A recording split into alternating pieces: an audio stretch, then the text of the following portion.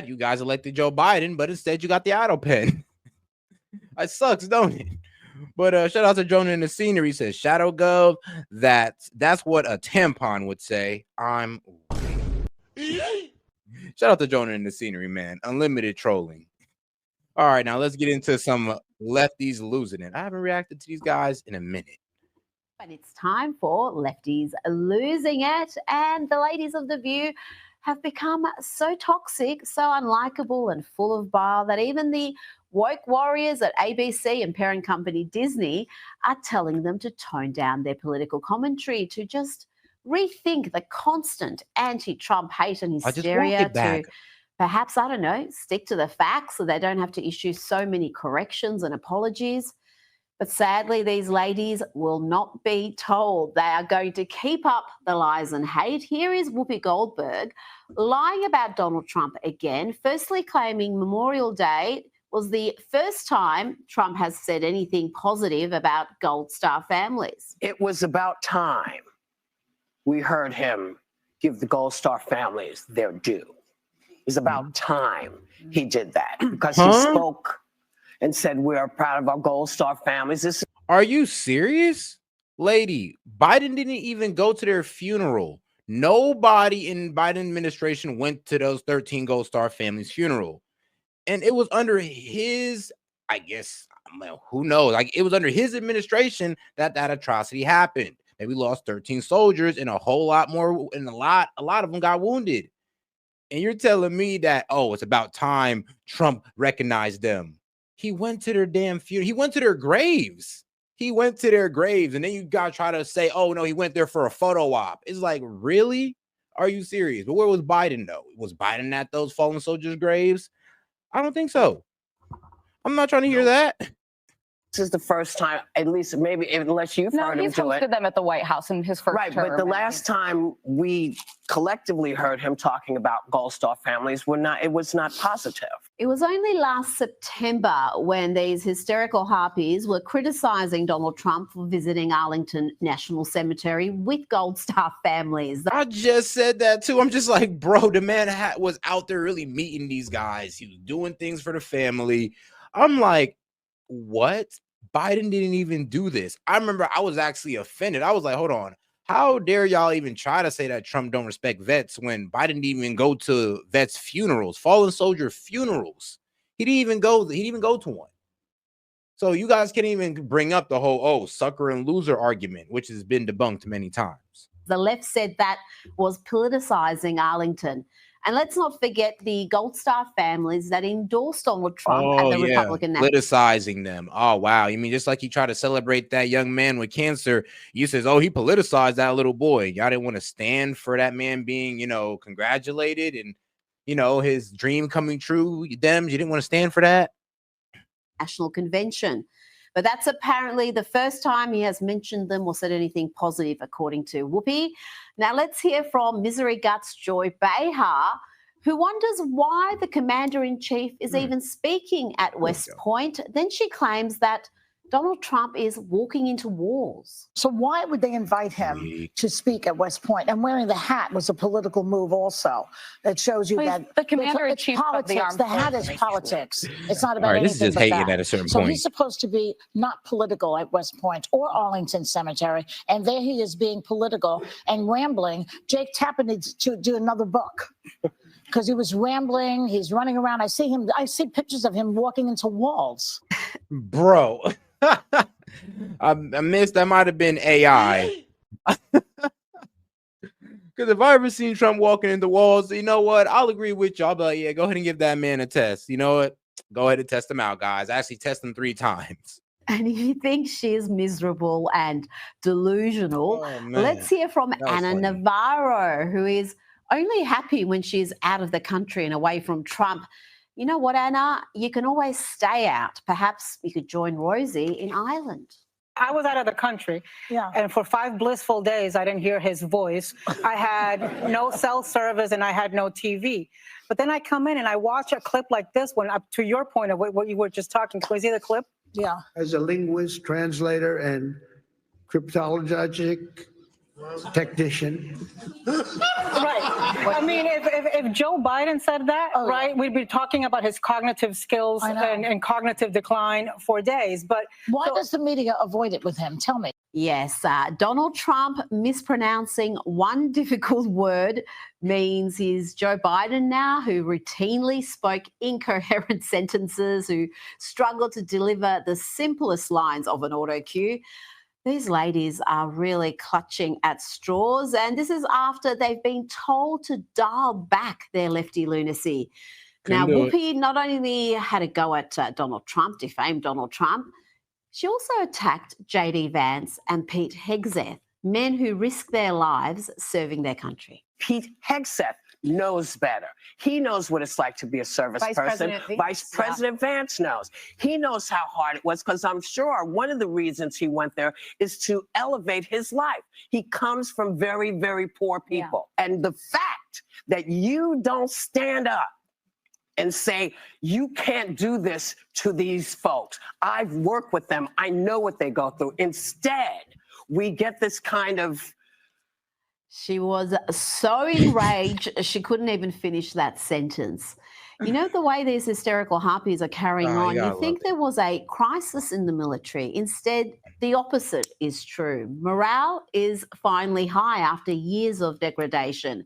I mean, when people just lose their composure over Trump, it is absolutely hilarious. Like, I know pretty composed people until you bring up Trump. It's like, it's so crazy. Like, TDS is real, because the most composed people I know in life that are just liberals, as soon as you mention Trump, bro, they just lose it.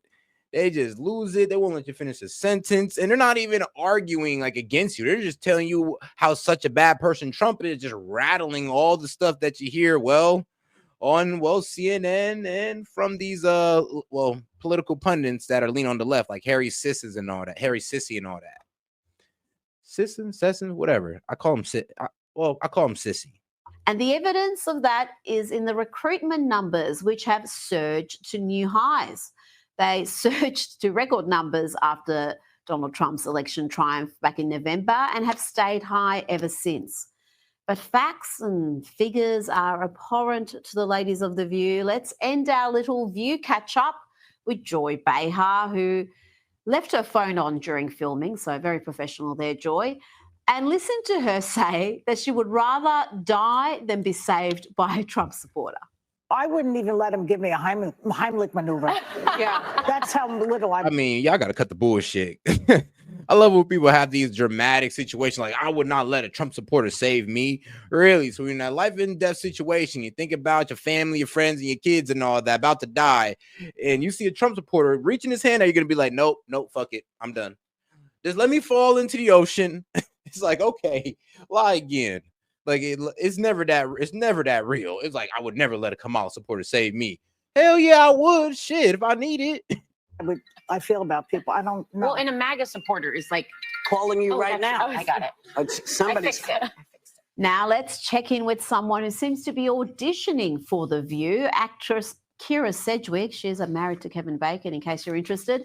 Well, she seems to think that women in America are about to lose their right to vote. Wondering how you're feeling about the state of our union. Finding myself the fact that women were buying the Handmaid's Tale. I mean, y'all literally thought we was gonna put you in the Handmaid's Tale was probably the funniest thing I've heard. I'm like, oh, we're all gonna be forced to have babies because Trump's gonna cancel abortion. I'm like, hold on. I actually watched the Handmaid's Tale. And it wasn't because they had no abortion while women were being forced to have kids. It kind of had something to do on the whole population, which, you know what, isn't too far outside the realm of possibility now that I think about it. If the population was to get too low, who knows, women, who knows? But hey, that's up to y'all, though. I mean, you better have more babies if you don't want a handmaidens or whatever solution. If you don't want that solution, have more babies. There you go. You'll avoid it right there and then. You ain't got to complain to us about it. Think that women in America are about to lose their right to vote. Wondering how you're feeling about the state of our union. Finding myself pretty scared about a lot of things. Scared about losing my rights as a woman. Scared about losing my right to vote as a woman. Scared about losing autonomy. Now, here's the thing. I have to ask her, ma'am, when did Trump ever run on just appealing the 19th? Like, I mean, I know it would be some MAGA supporters who would low-key be on board with it, but I'm just saying, though, when did the man ever, like, run on that? Autonomy over my body as a woman. I would have thought her abortion days would be. She do look like Dylan Mulvaney, though. You guys are wild. As soon as I seen it, I was like, nah, y'all effed up. Shame on chat, bro. Shame on y'all. Men scared about losing my right to vote as a woman, scared about losing autonomy over my body as a woman. I would have thought her abortion days were behind her, but maybe I'm wrong. And in any case, you can get even late-term abortions in most blue states, most blue cities. But let's listen to more of this Hollywood star's unfounded fears. Scared of my parents' Social Security checks, scared of food banks running out of food and not being able to replenish because they're no longer getting federal funding. She really is part of the awful phenomenon. Awful standing for AWFL, affluent white. I actually stand with Rubio when he said, all right, hold on. You're telling me that nobody else in the world is offering humanitarian aid? Hold on, you're telling me if we withdraw our aid or just a little bit of it, all these people are just going to die. There's no other country. I remember one congresswoman made the point of, well, if we don't do it, China's going to do it. And these guys are just going to align with China then. And I'm like, bro, go ahead. If you want to work, if they want to work with the Communist Party of China, that's just going to lease their own land to them, go ahead. I could give a damn. Female lefties. Let's check in on AWF Latino, Jennifer Lopez, still works. She raised a few eyebrows with this performance.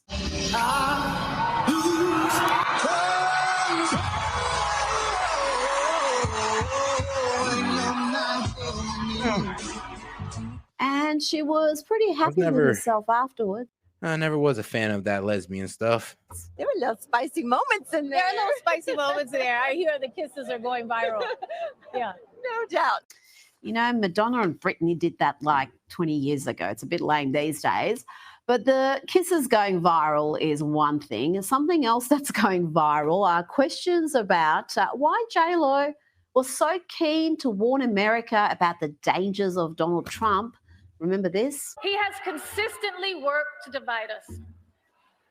At Madison Square Garden, he reminded us who he really is and how he really feels. How he really feels. It wasn't just Puerto Ricans that were offended that day, okay? It was every Latino in this country. It was humanity and anyone of decent character. Come on. Decent. The man made a joke about Puerto Rico having a whole lot of trash on it. And it does. And Puerto Rico does have a trash problem. I mean, J-Lo, like, why weren't you talking about it? Character, she says. Yeah, she was very keen to warn America about Donald Trump, but she's Peter D's former girlfriend. Why didn't she warn the world about him? Didn't warn all the potential future victims about what sort of man he was and what sort of antics he got up to. We've all seen the hotel tape. Now, here is a world leader losing her, or at least his partner, Brigitte. Here's Brigitte slapping, slapping the French president. I mean, I guess the push heard around the world, right? Act right. Let's have a closer look at that in slow motion, please.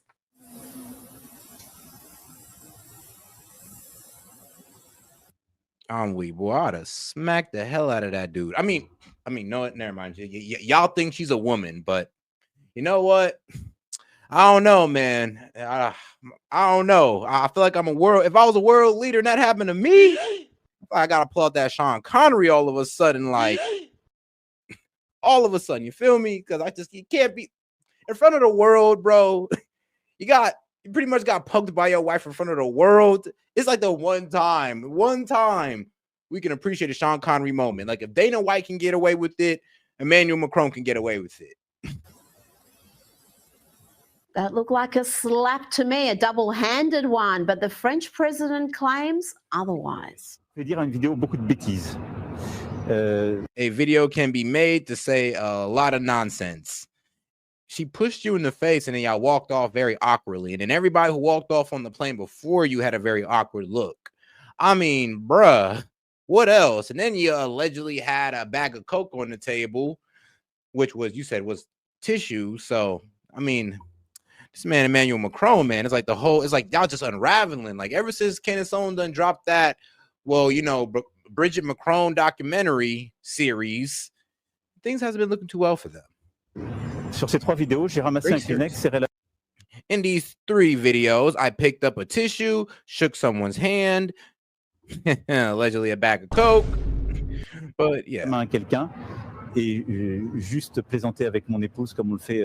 And just joked around with my wife as we often do. I don't know, man. I don't know. That ain't look like a joke around.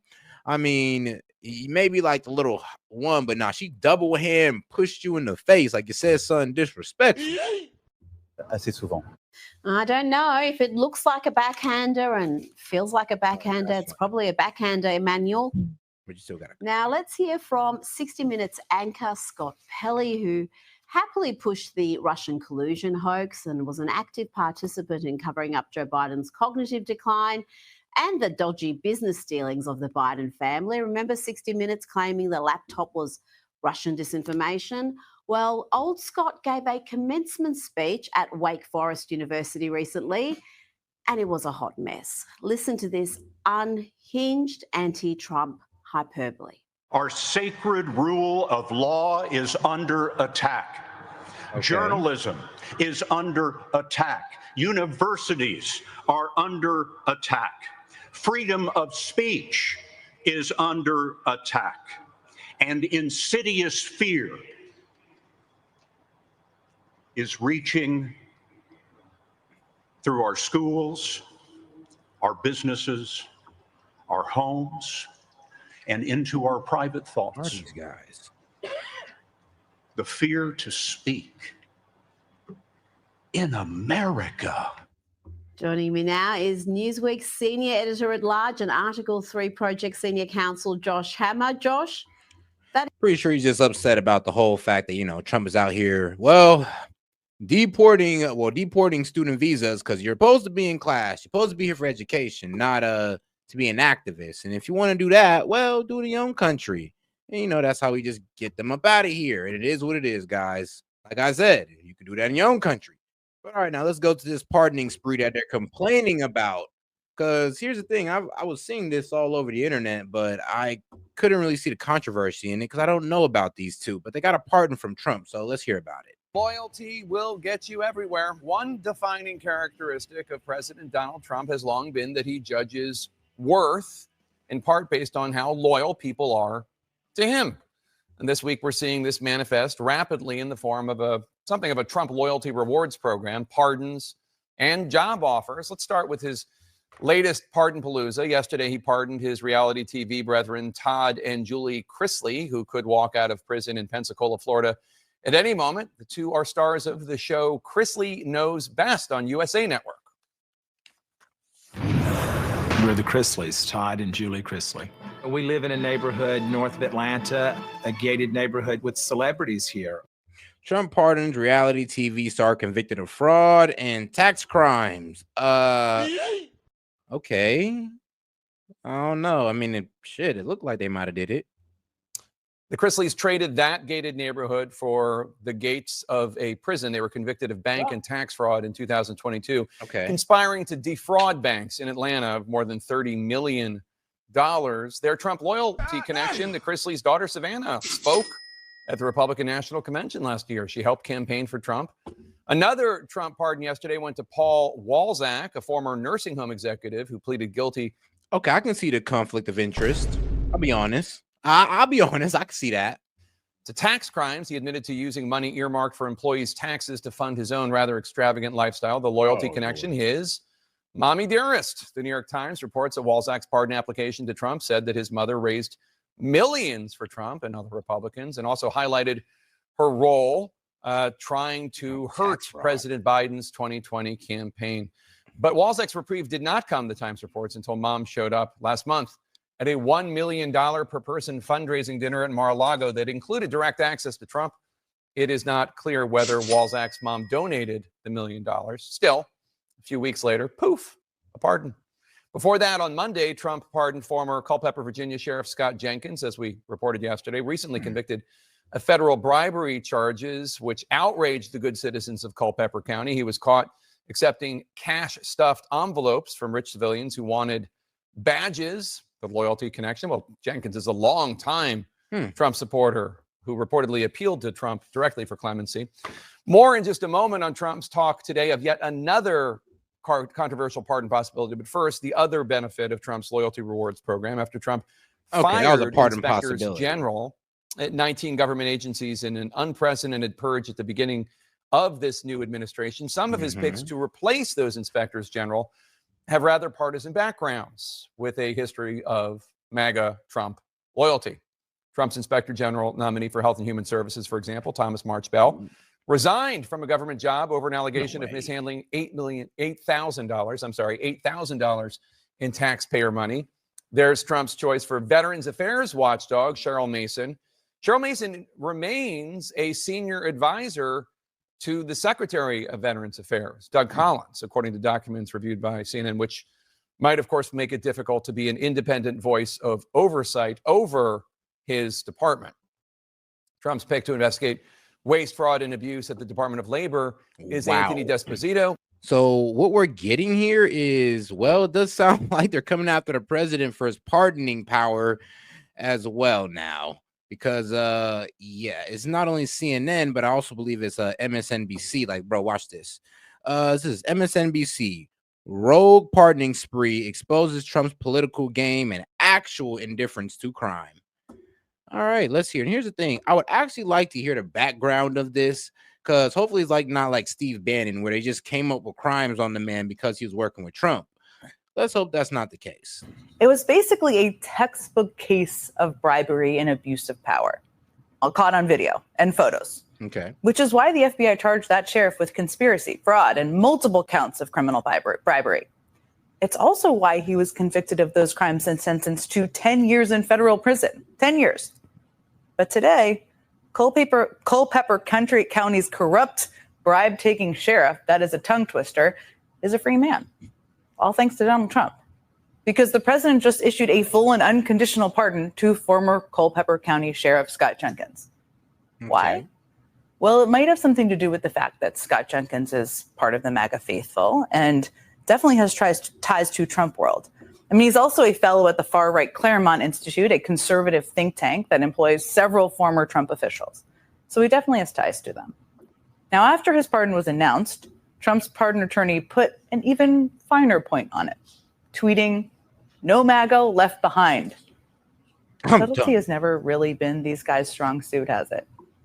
Now, Trump pardoning random corrupt MAGA. Now, I can kind of see where the Trump administration or MAGA is going to say, oh, these guys were attacked because they were Trump supporters, and this is what the left did. They put these guys behind bars, yada, yada, yada. Well, I mean, here's the thing. I don't know. I got to wait till this plays out. Because honestly, if they did commit the crime as egregiously as they're framing it, then yeah, this is wrong and they should stay in jail. And I do disagree with the Trump administration on this call. Officials, which is what this is a case of, is a scandal unto itself. And Jenkins is far from the only example.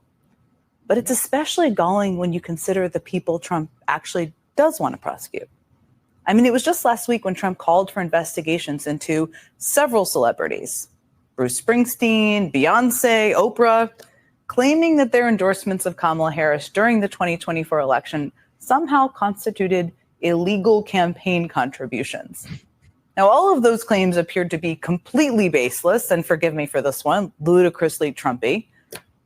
But if Donald Trump is going to claim he really, really cares about illegal campaign contributions, well, then maybe... I don't know. This doesn't really have any... Hold on now, sis. This doesn't have anything to do with illegal campaign contributions. It's about the character of the people that he's pardoning. Can we stick to that? He shouldn't have just pardoned a corrupt sheriff who took illegal campaign bribes to give unqualified people positions of power. Maybe not. And it's not just this one case. I mean, on almost every issue Trump claims to care about, there's a pardon that proves he doesn't really care at all. For instance, Trump and his presidential BFF, you know who I'm talking about, have spent the last several months claiming they are really concerned about so-called waste and fraud in America's entitlement programs. We've covered here on the show how Trump and Musk's changes to Social Security have made it significantly harder for seniors to get help with their benefits, all in the name of rooting out fraud. We've also covered how Trump's big ugly bill in Congress would make dramatic cuts to Medicaid and Medicare, also in the name, according to them, of course, of rooting out fraud. I mean, just listen to the way they talk about this. Basically, anytime they are asked to. You know what? I wonder what they're going to say about NBA YoungBoy as well. I wonder if they're going to sit there and just say, oh, Trump released this black kid who was a criminal. I wonder, because you know what? I wouldn't be mad if they did it. I just wonder if they're just going to keep that same, objectivity to, NBA YoungBoy, because he's a criminal. It's just that he's black. So I hope that they keep that same objectiveness to, NBA YoungBoy. Then again, though, they let him off the hook and let you know where they really stand. But like I said, I'm gonna look it up. I'm gonna look up what's going on these two. Because to be honest, I've been hearing about them. They've been posting them all over social media, but I haven't gotten too much details about the case. And here's the thing: right-leaning media has not covered this for some reason. I mean, it is a bit strange. Just like how right-leaning media hasn't really covered, the striking down of Trump's tariffs. But don't worry, man. That's what I'm here. That's why I'm here, guys. I got y'all. He is a Trump-supporting former Republican congressman who lost his New York seat to a Democrat after Despacito was accused of putting his mistress and his fiance's daughter on his payroll. Taken together, it could all be perceived as a great deal of incentive to join the Trump Loyalty Rewards Program, though points, we should note, do expire. Let's go to CNN's Caitlin Collins. Caitlin, more Trump pardons coming down just in the last hour. Yeah, they're keeping in track. And shout out to my man Parabolic Curvature. He says, the guilty dog barks the loudest. They are corrupt. While doing corrupt things, they pay for endorsements. I'm weak. Well, you know what? Like I said, I want to wait for all the facts to come out on these guys. Now, was this supposed to be part of these political attacks that the left is trying to cover up on because they know they sent the DOJ out on these guys? Like, I want to know what's actually going on here, to be quite honest with you. Come on, they did the same thing with Steve Bannon, and that turned out to be BS. So I kind of want to figure out everything that's going on first, so before I make these assumptions. And this is all coming out within the past couple of hours, guys. So we're kind of early on this story. Jake, we saw the president earlier. And remember, it makes Trump look bad. And I'm pretty sure that on the right, we're still kind of fact checking things and making sure, we don't put stuff out there going like, oh, well, they were attacked by the Bidens, or, oh, well, what about Biden? I don't kind of want to play that game with this.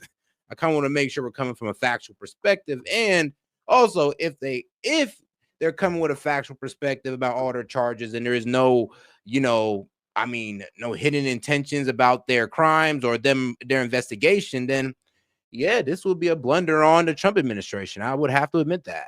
Earlier in the Oval Office, and clearly since then there has been a lot of use of the president's pardon power that has been happening here at the White House, because we already knew about some of these key names. The Chrisleys, as we reported on yesterday, the president called to inform their daughter that her parents would be getting a pardon. We should expect to see at least one of them leave prison as soon as today. Also, Michael Grimm, the former New York congressman, who has been pardoned as well. But we're also just getting a list of a slew of other names, Jake, the president has now pardoned. That includes the former governor of Connecticut, John Rowland, who was twice convicted. It also includes a rapper who goes by the name of NBA YoungBoy. He was convicted in some federal gun crimes cases. Okay. And a slew of other names on here as well, Jake. Kevin Basden. Hey, hold on. No, talk about NBA YoungBoy, though. He's a very hot rapper. And this man, Trump, once again, pardons a rapper. I mean, he's gonna win back. He's gonna win back some of the guys in the hood with that one. I'll tell you that right now. He done won back a little bit of the, as we call, YNs, or the young guys in the black community, with that one right there, which I do not agree with. I'll be quite honest with you. You should have kept that young man in jail. He needs to be in jail. Goddamn it, he needs to learn his lesson. But Trump gave him a pardon. See, even I kind of disagree with that. I'll be honest with you. But the young man does have a family, and he has been showing positive results in jail, which I've been hearing about. So, I mean, hey, I can get over it, but I don't like it. Mark Bashaw, Tanner Mansell, and John Moore Jr. A few of those names at the end that may not be household names, but clearly each have individual reasons why the president has chosen to grant them clemency with this power and to use the power that every president has, and certainly President Biden himself we saw using on his way out of the White House as well. But President Trump's, what's notable here, Jake, in addition to the names that you just read off, and clearly the connections that they have politically when it comes to this president, is seeing such a slew of pardons so early on in the administration. Trump came into his second term pardoning people on day one. He pardoned virtually everyone who was convicted in a crime related to January 6th from the Oval Office within hours of taking the oath. And then today we are continuing to see him use this power wield. I mean, at least he didn't give blanket pardons. I'll say this. He gave pardons to people that, well, were convicted. And they're not giving blanket pardons to people who wasn't even investigated yet. But y'all saw no problem with that, though. Y'all saw no problem with that. So I would always say this. The reason why a lot of people ain't really listening to her argument, which I understand for my guys in the chat. I understand why you're not listening to it, because you're like, bro, they really sat in there complaining about pardons and they gave out blanket pardons. Trust me, guys, I hear you on that argument. And you're right. You're right. But we do got to call BS on our side as well. And this would be some BS if, you know, these guys actually committed these fraudulent crimes. We're kind of just letting them, you know, walk away into the sunset with it. This power. In addition to this list of pardons, Jake, there's also a few commutations as well that are included in this list. And one note, when we saw the president earlier inside the Oval Office, he was asked whether or not he is considering also pardoning the people who were convicted in the plot to kidnap the Michigan governor, Gretchen Whitmer, who herself was here at the White House not too long ago. And the president said, yes, he was, Jake. Caitlin Collins, thanks so much. Hold on. Can you play that clip, Caitlin? Because that doesn't sound correct. You did not just say that Trump said, oh, yeah, I'm going to go ahead and pardon the guy that tried to kidnap a governor. I mean, you're going to have to fact check that one. That isn't I'm pretty sure that's an egregious lie. I'm 100% positive that is an egregious lie. There's no way the president would sit there and say, yeah, I'm going to go ahead and pardon a bunch of guys who try to pretty much unalive or kidnap a governor. Sure, why not? Caitlin, of course, is going to have much more tonight at 9 on her own show, The Source with Caitlin Collins. CNN has some brand new reporting on the man in charge of helping secure new pardons for President Trump and how he's building this list. I want to bring in CNN Chief Legal Affairs Correspondent Paula Reed. Paula, tell us more. So, Jake, after Ed Martin failed to secure confirmation as the U.S. attorney here in D.C., President Trump tapped him for 2 really big jobs at the Justice Department, one of which is the pardon attorney. Now, historically, this is an office that vets requests for clemency and makes recommendations to the White House. Something that is unique to President Trump is he makes a lot of those decisions himself. But now I'm told with Martin in charge of this office, he has a whole staff that can help vet these requests that I'm told are pouring in from law firms, lobbyists, and interest groups, all trying to seek some form of clemency for various individuals. Now, I'm told Martin is going to ask everyone to fill out a traditional pardon application because, as you know, there have been a lot of questions about how exactly you get clemency from President Trump. So Martin trying to establish a paper trail here. I'm told he has already vetted dozens of requests for commutations and made recommendations on those. But this particular job, Jake, this gives him a lot of power to reward those who have been loyal to Trump. And Paula, Ed Martin has also been tapped. But then we can't act like you guys hadn't done the same thing. Whoa, is that like a white Lala Anthony? Crazy how she got that. But anyway, though, let's get over to something a little bit more on the, well, not even can say conspiracy side, man. Let's get over to the, I ain't gonna lie, probably one of the best journalists ever. Probably one of the best ones ever, man. This man, James O'Keefe. Shout out. He was on PBD, and hey, it definitely got real, and I like him because he goes for both sides. All right, guys, let's get right into it. This was actually pretty good. And guys, let's make sure we double tap that screen and like the video. And you can send any question, comments, jokes, or even disagreements. I'll be happy to.